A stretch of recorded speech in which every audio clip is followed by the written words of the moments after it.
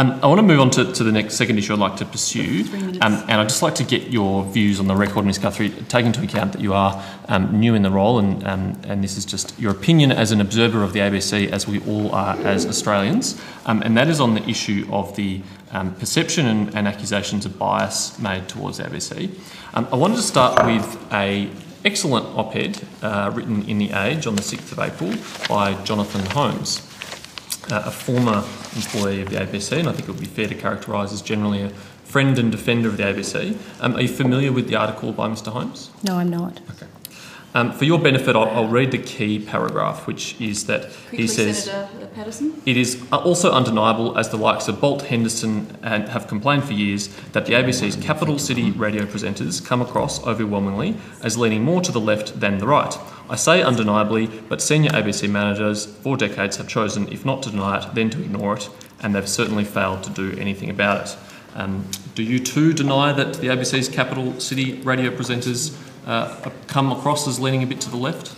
Well, the ABC always endeavours to undertake good editorial practices, but seeing I have our editorial director with us, then perhaps I'd very much welcome Mr Sunderland's comments in a moment, but I'm interested in your comments as the incoming new ABC Managing Director. I want to get you on the record at the beginning of this process, because I'm sure this will be an issue that will come up again. Every time, in fact. Senator, I will say to you that based on the information I have seen, that there's absolutely no pattern of non-compliance with our editorial policies and code of practice.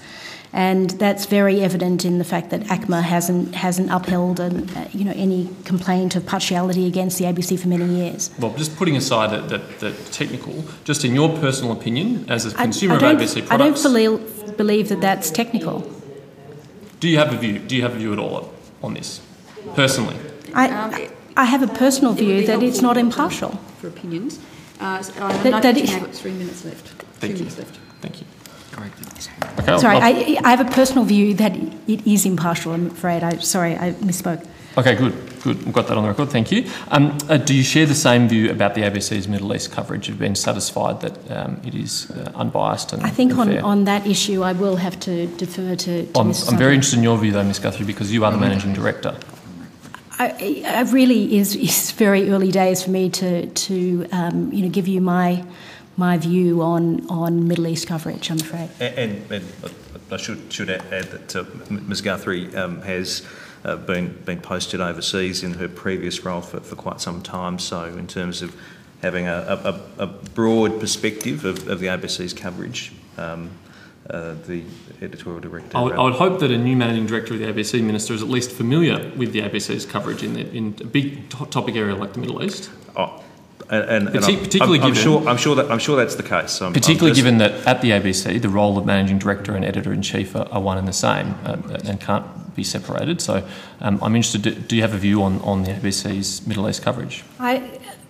Senator, my view is that I've been very impressed by the level of coverage I have seen so far, of both from an international, national, rural and regional perspective. Okay, thank you. I'm coming to the very final part of my questioning, Chair. You've got 1 minute. The ABC's Middle East correspondent is a woman named Sophie McNeil, and she has been described in the past as a political activist.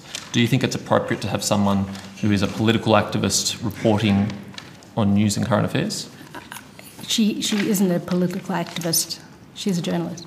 Well, you disagree with a former colleague of yours at the ABC, George Negus, who on the ABC, when profiling Miss McNeil in 2003, described her as a political activist and social campaigner. The ABC is very proud of its coverage of international and national affairs. Thank you, Ms Guthrie.